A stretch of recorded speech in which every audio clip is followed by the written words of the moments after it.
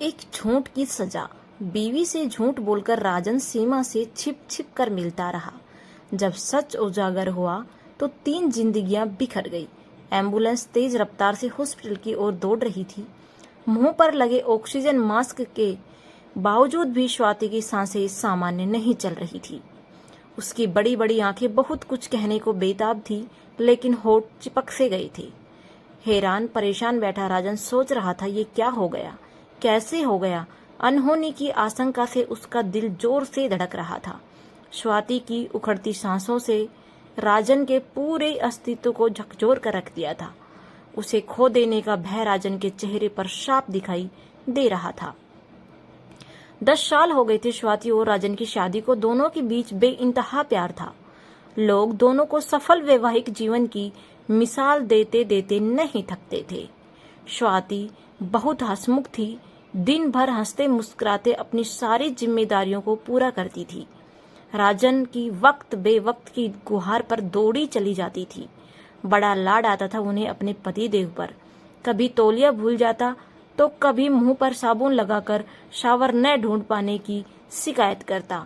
कभी कमीज का बटन खुद ही ढीला करके फिर पहनने के लिए टकवाता। स्वाति के लिए उसकी सुबह राजन से थी, शाम राजन से थी।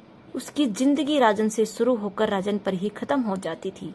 जब सब कुछ सहज ही उपलब्ध हो तो बेमोल हो जाती है। कुछ लोग अभी तृप्त नहीं होते। राजन भी उन्हीं लोगों में से था। गुजरते वक्त के साथ स्वाति का इजहार, मनुहार और भावनाओं को उजागर करना उसे छिछोरापन लगने लगा। पढ़ाई पूरी करते ही उसे स्वाति के साथ शादी के बंधन में बांध दिया गया तो पढ़ाई लिखाई गेम्स में टॉप पर रहने वाला राजन एक आदर्श हस्बैंड बनकर रह गया। ऑफिस के काम और टीवी चैटिंग से कब तक मन बहलाता। धीरे धीरे उसका मन घर में कम दोस्तों की मंडली में ज्यादा रमने लगा। उसके आजाद ख्याल मॉडर्न लाइफस्टाइल, गर्लफ्रेंड के साथ बिताए रंगीन पलों के किस्से उसे एक अबूझ मोहक परिवेश में ले गए। उसे अपना और स्वाति का प्यार मैकेनिकली लगने लगा। जहां भी वो 2 यंग कपल्स को देखता तो एक अबूझ सी कसक उठती। उसके अंदर का शोर सारे बंधन तोड़ उन्मुक्त जीवन को प्रेरित करने लगता। जहां स्वाति के मन में बेपनाह प्यार उफनता, वहीं अब राजन का अतृप्त मन उसकी फ्लर्टिंग करने की चाहत जहर बनकर बाहर आने को आतुर रहती। इसी दौरान उसकी मुलाकात फुल ऑफ एटीट्यूड, स्मार्ट, खूबसूरत, नाज नखरों से भरी हुई सीमा से हुई। ऑफिस में उसका नया नया ट्रांसफर हुआ था। राजन उसका गाइड बन उसके इर्द गिर्द फिरता रहता। घर में आया के रूप में स्वाति थी जो उसकी दीवानी थी, और बाहर ऐसी काया थी जिसका वो दीवाना था। सुबह सुबह ही शुरू हो जाता, ऑफिस में कॉन्फ्रेंस है, मेरे कपड़े निकाल देना, और हाँ प्लीज मेरे जूते भी पॉलिश कर देना, डार्लिंग मेरे गॉगल्स निकाल देना। अगले ही पल ऑर्डर बजता, बहुत देर हो गई है, जल्दी करो, नाश्ता टेबल पर रख देना, और हाँ टिफिन मत देना, आज ऑफिस में ही लंच है। इन सब के बीच वो प्लीज डियर और डार्लिंग की गूंगली देने से भी नहीं भूलता। स्वाति भाव विभोर होकर उसकी हर डिमांड पूरी करती जाती। धीरे धीरे राजन और सीमा का प्यार परवान चढ़ने लगा। सीमा बेहद शौकीन और फैशनी परस्ती थी। बस कमाना और खर्च करना। मौका मिलते ही दोनों शॉपिंग या कभी मॉल निकल जाते। राजन की भुजी भुजी मनोदशा अब चिंता का विषय बनने लगी थी। स्वाति कभी पूछती तो राजन ऑफिस में ज्यादा काम है या प्रोजेक्ट की डेडलाइन है का बहाना बनाकर टाल दिया करते थे। स्वाति की तो एक ही तमन्ना थी कि राजन खुश रहे। उसने न कभी राजन से कोई फरमाइश की थी और न ही कभी कोई जिद। उसके इसी व्यवहार ने राजन को लापरवाह बना दिया था। आईसीयू में स्वाति की हालात में कोई सुधार नहीं हो रहा था।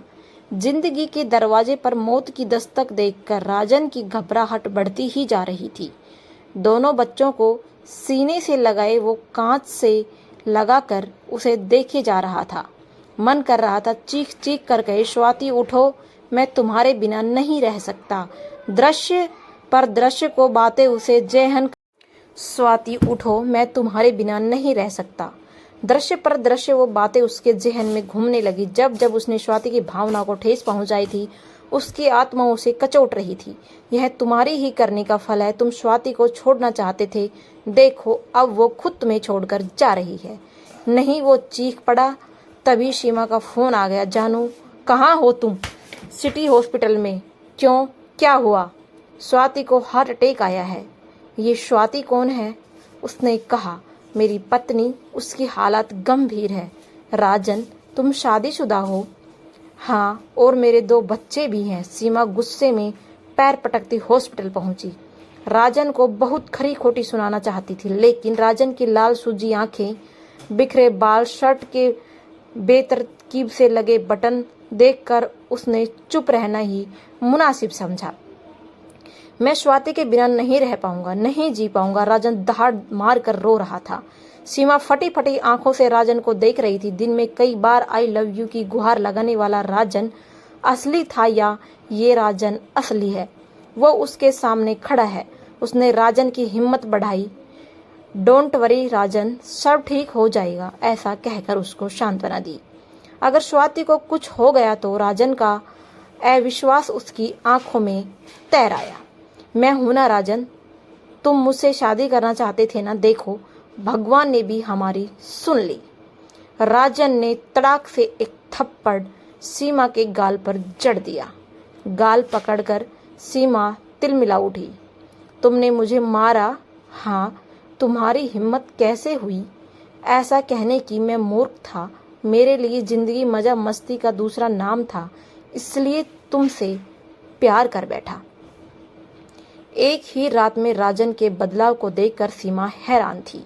मैंने स्वाति को खुद तुम्हारे बारे में बताया था।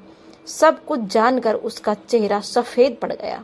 ऐसा लग रहा था जैसे किसी ने उसके शरीर से जान ही निकाल ली हो। उसने मुझसे कहा, राजन, मैं तुमसे बहुत प्यार करती हूँ। तुम्हारी खुशी के लिए एक जन्म तो क्या, सैकड़ों जीवन कुर्बान कर सकती हूँ। तुम वो ही करो जिसमें तुम्हें खुशी मिलती है। लेकिन एक सवाल जरूर पूछूंगी, तुम ये सब कब से चल रहा था? 2 साल से। 2 साल से तुम मुझे से झूठ बोलते आ रहे थे। सीमा की खूबसूरती, उसके नखरे, उसकी अदाएं ऐसी ही हैं कि मैं उसकी तरफ चुपचाप खिंचता चला गया। मैं बेशर्म की तरह बोलता चला गया। वो नजरें झुकाए सुनती रही। फिर बोली, राजन, एक बात याद रखना, हमारी आवारा इच्छाएं उन्मादित लहरों की तरफ होती हैं और वो लहरों पर घर नहीं बनाए जा सकते। घर बनता है समतल धरातल पर। स्वाति के एक एक शब्द ने मुझे अंदर तक कुरेद कर रख दिया। एक बार, सिर्फ एक बार ईश्वर मेरी प्रार्थना सुन ले और मेरी स्वाति को स्वस्थ कर दे। उससे अपने गुनाह की माफी मांगकर मैं प्रायश्चित करना चाहता हूँ। सीमा सोच रही थी, समझ भी रही थी कि सीमा लांघती हमारी इच्छाएं, हमारी चाहतें, हमारी लापरवाहियां, हमारे उन्माद सागर की उन लहरों की लहर है जो जब भी किनारे से टकराती है तो जमीन का बहुत बड़ा हिस्सा काट कर ले जाती है। काश ये बात राजन ने समझी होती तो 3 जिंदगियां बिखरने से बच गई होती। दोस्तों, कहानी अच्छी लगी तो इसी तरह चैनल पर बने रहना, और भी अच्छी अच्छी सुनने को मिलेगी।